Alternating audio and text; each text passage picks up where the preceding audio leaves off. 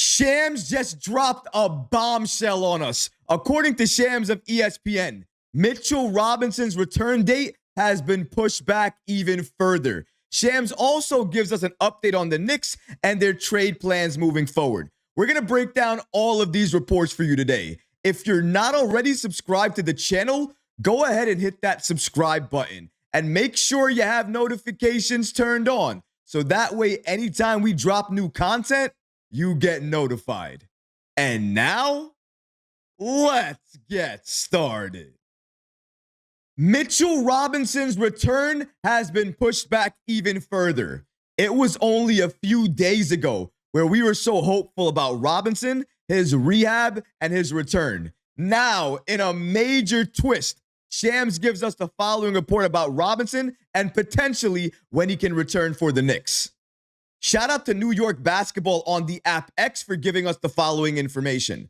According to them, Mitchell Robinson is unlikely to be cleared to play until at least late January. Here's the full report from Shams. According to him exactly, Mitchell Robinson, I'm told he's unlikely to get cleared until at least late January into February.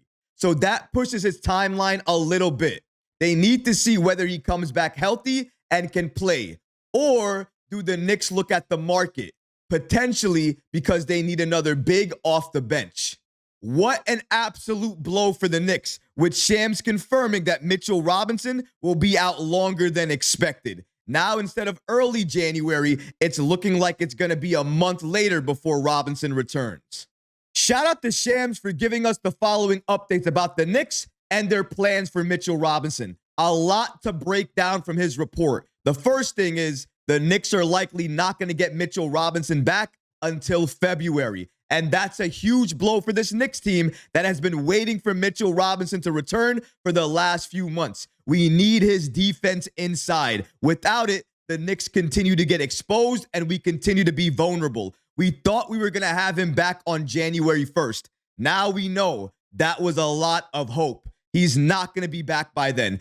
February is the earliest he could return for the Knicks, and we still think that's an estimate. He might not even return by February. It could be February. It could be pushed to March. We're going to have to wait and see what happens with Robinson and his rehab. But that is a huge blow for the Knicks. And as Shams just confirmed, if it comes to February and the Knicks continue to be an up and down team, we're still close to 500. This Knicks front office and Leon Rose could make another move. They could look at the trade market so they could add another big to come off the bench for this team. And according to Shams, that's exactly what the Knicks are going to do if it comes to that point in time and Robinson's either not available, he's not healthy, or if he does return, he does not look the same. There are a lot of factors here that will determine whether the Knicks make a trade or not. But if the Knicks do make a trade, what targets are potentially on their list? Well, shout out to Sports Illustrated for breaking down this following information for us as well, too. According to them, the latest reported medical setback for Mitchell Robinson may render the trade block the Knicks' only chance at salvation in the paint.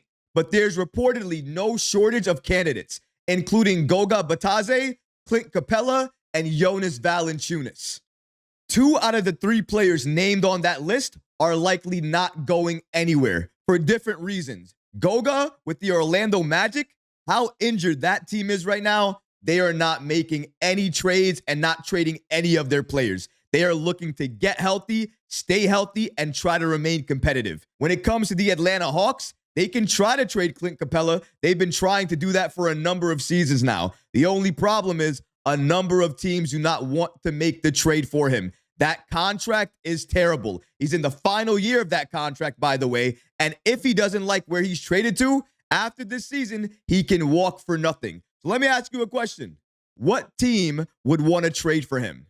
There's not many on the list. And that's exactly why he's still with Atlanta and he's likely going to remain there. The only way he leaves is if he gets bought out and another team goes after him. So that means the only other player on that list that likely makes sense is Jonas Valanciunas. And he makes sense for a number of reasons. The main one is that the Knicks currently own Washington's first-round pick. Protected or not, we own it. And that prevents Washington from being able to trade it and make other moves if they want to do that. And I understand A lot of the reports out there right now is that Washington does not want to trade Jonas Valanciunas. They would rather keep him and his veteran presence on that team. They can say that as much as they want to. All I got to say back to that is smoke screen.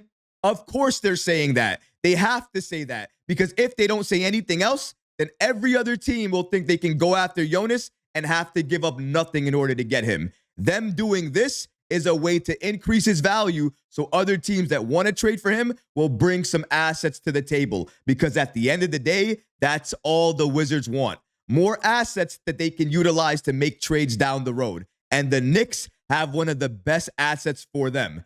Only for them. Other teams around the league really don't want this pick. But Washington, they could utilize it for a number of reasons. Even though it's not going to convey for us, it doesn't matter for Washington. Having their pick back means a lot. And for contending teams around the league, the Knicks likely could put together the best trade package to get Jonas Valanciunas on this roster. The only question is, will the Knicks do that? Will the Knicks even want to do that? Well, according to Sports Illustrated, the plan has not been to trade Mitchell Robinson for a while now. Even though the Knicks tried to trade Mitchell Robinson in the offseason, the current plans are not to trade him. It's to wait for him to return so they can utilize him right alongside Karl-Anthony Towns. According to Sports Illustrated, prior reports stated that Robinson would be back with the Knicks by early winter. But the fact that he was limited to 31 games last season likely ensures that the Knicks will take no chances with his ailment. Center depth has been a premium in New York ever since Isaiah Hartenstein moved to Oklahoma City. But the Knicks soothed that ache by acquiring Karl-Anthony Towns from the Minnesota Timberwolves late in the offseason. But the Knicks have still taken steps back on the defensive end with Mitchell Robinson not being there. While Robinson likely won't usurp Towns in the starting five, the depth at center has been an issue for New York as of late. Jericho Sims has endured a roller coaster campaign, while the team doesn't appear to fully trust Ariel Hukporti on a consistent basis yet. Precious Achiuwa recently returned from a medical absence of his own, but he sees himself as a more traditional power forward rather than a center. These reports are honestly not a surprise to me, and if you've been watching this channel, it really shouldn't be a surprise to you either. We have been saying for a while now that the Knicks do not want to trade Mitchell Robinson at this point. They would rather have him come back fully healthy and then see what he can do with Karl-Anthony Towns. The Knicks defense inside has been suspect all season long. Sometimes it's there, sometimes it's not. Oftentimes, it's not. Consistency with this team has been a problem all season long, especially on the defensive side of the ball. Mitchell Robinson coming back alleviates that problem and solves it almost instantaneously, especially our interior defense. Maybe we'll still have transition defensive issues and perimeter defensive issues, but taking away one of the biggest problems we have right now would be a major improvement. And the only thing we have to do is wait, not make any trades, not have to give up any assets. We just have to be patient and wait for our game changer on defense and Mitchell Robinson to return. The Knicks are going to stay this course. They're likely going to continue in this direction unless Mitchell Robinson gives them a reason to change course. And the only way that happens is if he returns and doesn't look like the same player, or if his return date continues to get pushed back. Because if that happens, the Knicks likely will be forced to make a move, trade him, and try to get another backup big off the bench. And the only big I think that would make sense in terms of cost would be Jonas Valanciunas. Maybe there's some other players that likely could make the list, but there's other factors to that. Are they bought out? Are their values a lot lower now than it was earlier in the season? These are the factors that Leon Rose is going to look at. And if those things are unchanged, but Jonas Valanciunas is still available and his value is somewhat low for the Knicks, that's going to be the move that happens because you may not like it. But if the Knicks can upgrade the bench, and Jonas on the bench would absolutely be an upgrade, the Knicks would make that move because having somebody come off the bench with experience and can help you offensively and in some cases defensively, that's better than having nobody off the bench. And without Mitchell Robinson being there, if he's not going to be there, not going to look like the same player, or that return date is going to go from February to March, then maybe they do make a move. They do look at the trade market and they find another big that they can add to this team. It's all up to Mitchell Robinson, his progress, and his rehab. But clearly, the Knicks and Leon Rose are making moves, watching the market, and having a game plan in mind. Now, it's all about being patient and seeing what players become available and what type of play we get out of Mitchell Robinson. But what about you guys? What do you think about this shocking report indicating that Mitchell Robinson is likely going to return in February now and not in January? And if he does not look right, the Knicks could look at the trade market to potentially add another big to come off the bench. Let me know how you feel about that in the comment section below, guys, because honestly, I would love to hear from you. But that's going to do it for this episode. I hope you enjoyed it. And if you did, go ahead and smash that like button, leave a comment below, and of course, guys, please subscribe to the channel.